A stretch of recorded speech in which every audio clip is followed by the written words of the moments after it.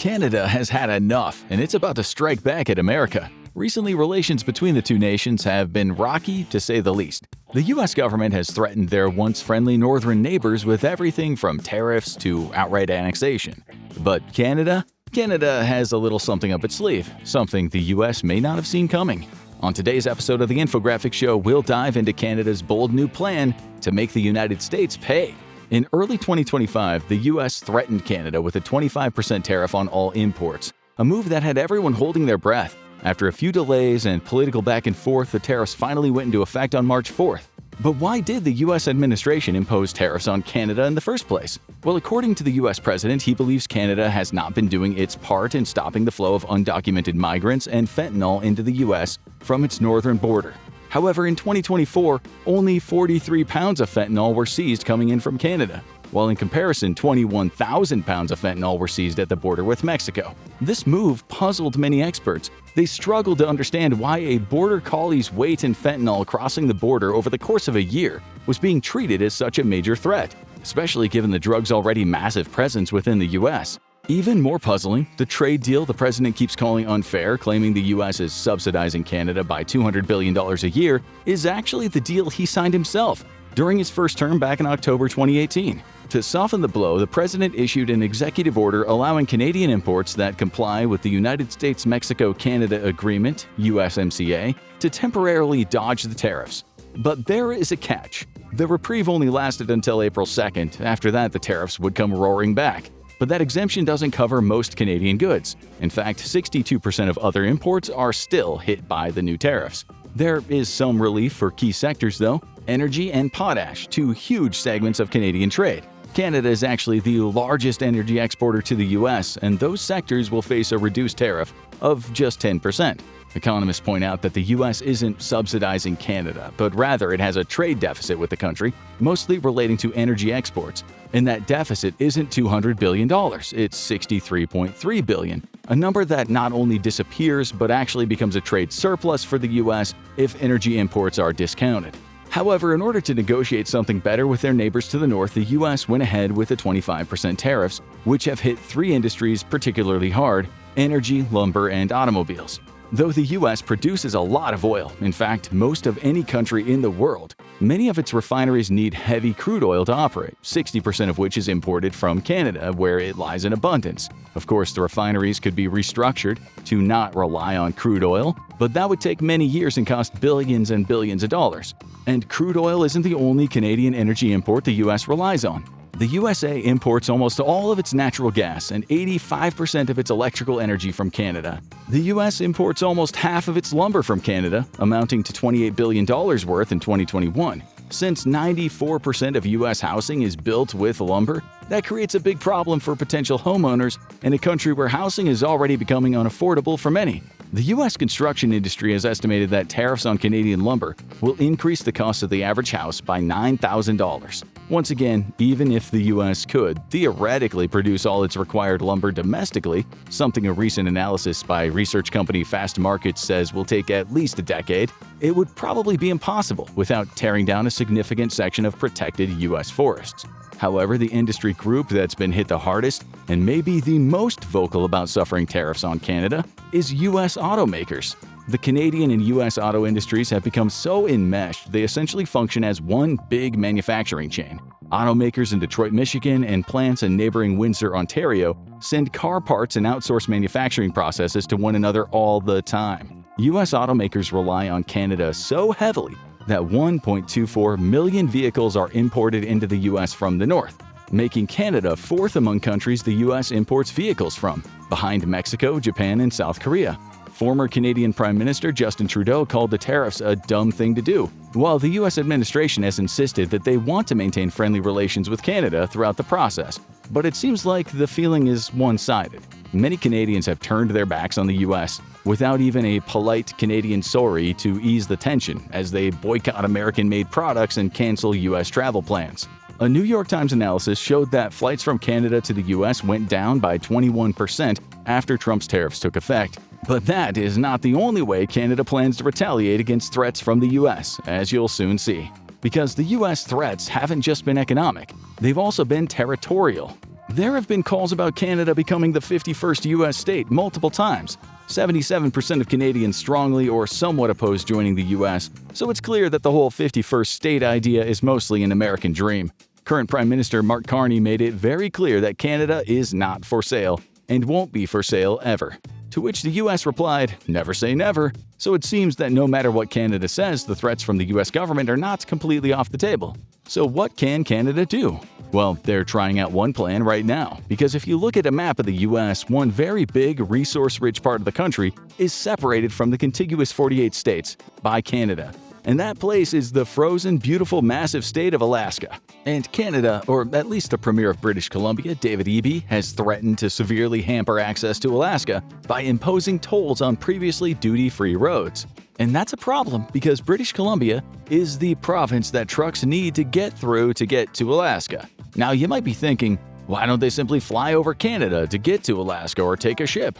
Well, while that does work for some cargo, it doesn't work for all. Supplies and other materials that need to get to Alaska immediately or some that are considered high value are almost always delivered by trucks. According to 49th Freight, when cargo needs to get from the contiguous U.S. to Alaska quickly, say in 7 to 10 days from as far as Dallas, Texas, and it requires over 40-foot equipment or can't be transferred mid-transit, trucking is the best option.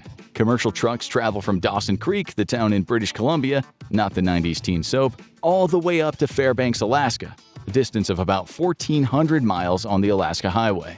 Thanks to previously friendly relations between Canada and Alaska, truck traffic generally travels through the province duty-free.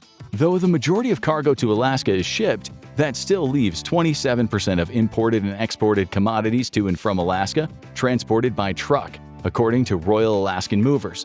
That is $596 million worth of goods exported from Alaska to Canada and $753 million of goods exported from Canada to Alaska.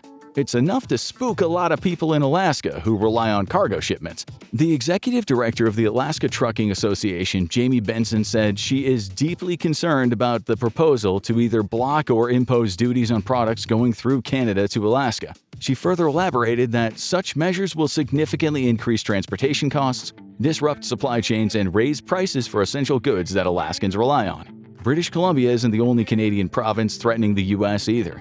Yukon Premier Randall Pillay, whose province butts up against Alaska, said that governmental liquor stores in his province will stop importing from American companies. In addition to that, U.S. companies that may have previously had access to Yukon governmental contracts will now be restricted. Pillay made it clear that his problem is not with the people of Alaska, but rather with the U.S. government's actions and threats. To our friends and family in Alaska, he states, "Our lives and economies are interconnected. Please know these measures are not directed at you, but we must do what we can to stand up for our country, our sovereignty, and our way of life." In addition, Pillay might be thinking about getting in on the toll game himself. The premier said that he's heard from plenty of his constituents that they would be interested in imposing tolls on U.S. commercial traffic bound for Alaska. Pillay made it clear that instituting tolls would take some time, as the province would need to construct toll stations and staff them. However, he pointed out that that wouldn't be too difficult to process, as there are already way stations that trucks are required to pull into on the way to Alaska through Canada. So toll booths could easily be added to those areas. In addition, it's not like the Yukon is crisscrossed by hundreds of highways. There is one major highway that goes through to Alaska, nicknamed Alcan, Alaska, Canada. As for the Premier of British Columbia, Eby, disrupting traffic to Alaska isn't the only plan that he has in mind.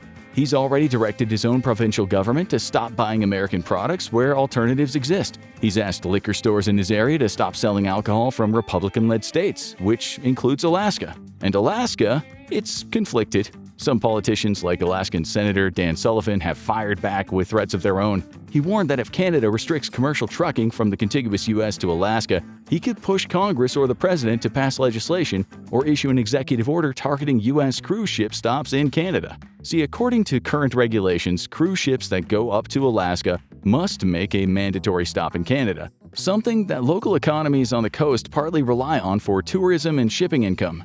Sullivan warned Canada that tolls on trucks represent a bit of a dangerous game, and the effect of exempting cruise ships from stops in Canada could cost the latter billions. As he states, "We're going to work hard on having our cruise ships bypass your ports, and that'll help our economy tremendously. It'll help our tourism industry tremendously, and it'll really hurt their tourism." On the other hand, the Alaskan House of Representatives took a more diplomatic approach. In late March 2025, they passed House Joint Resolution 11, formally recognizing Canada's sovereignty and right to self-determination, a clear counter to the U.S. administration's rhetoric. The resolution also urged both federal governments to resolve the tariff dispute quickly. Specifically, they said the Alaska State Legislature opposes restrictive trade measures or tolls that would harm the unique relationship between Canada and Alaska or negatively affect our integrated economies. Both Republicans and Democrats in the House approved the measure. Even the Republican House Majority Leader, Chuck Kopp, said they ask both countries to work together amicably to resolve the tariff situation in a way that shows the respect for territorial integrity and sovereignty of both nations. In addition, all of these threats from the premiers of the provinces don't have the full backing of their constituents. In fact, many towns situated along the Alcan Highway rely not only on U.S. commercial trucking, but U.S. tourism along the road to survive. The road trip to Alaska is a major bucket list for many. Local business owners and mayors situated along the route fear that escalating tensions, tariffs, and back-and-forth threats will decrease their customer base. Towns like Fort Nelson, located in British Columbia, which are already facing economic depression, are worried about their future. Northern Rockies Regional Municipality Mayor Rob Fraser, whose district includes Fort Nelson, stated every single foreign dollar that comes in here is important to us. Every flat tire, every sandwich, every cup of coffee. Brian Stanley, the owner of Triple G Hideaway RV Park and Restaurant, echoed similar sentiments, saying American tourists are a huge part of keeping this place going. Local Super 8 motel owner Murray Abbs said it's a significant percentage traveling to and from Alaska. Not only commercial truck drivers, but also tourists and even military members on their way to and from Alaskan military stations. It seems Premier Eby has heard some of these concerns. Bill 7, known as the Economic Stabilization Tariff Response Act, was introduced for passage in Canada, but Eby made it clear that the bill was simply proposed to give the province the option of applying tolls to U.S. commercial traffic. Others are concerned at how broad the language in Bill 7 is, and if it could possibly violate an international treaty. According to some critics, Bill 7 isn't too specific about whether it would enact tolls on just commercial traffic, meaning that private tourism could also be affected. This would create much bigger issues, as while only about 10,000 commercial trucks pass through BC on their way to Alaska every year, many more tourists do. While there are no specific numbers for road trip visitors, a total of 97,200 annual visitors to Alaska arrived by highway or ferry in 2018 alone. Another important geopolitical issue may be the violation of a 1977 treaty governing the use of the Alcan Highway. The document very clearly says that any charges applied to U.S. travelers on the highway must also be applied to Canadian travelers. The treaty was created partly because the highway itself was built by the U.S. before being handed over to Canadian administration. However, Premier Eby doesn't seem too concerned about this. As he has said, since the U.S. doesn't seem to respect treaties, why should British Columbia adhere to them? In other words, an escalation of the tariff war between the two countries seems like it would benefit almost no one and harm most of the people involved. Now go check out Tariff That Destroyed the American Economy in Just Weeks, or this other video right here.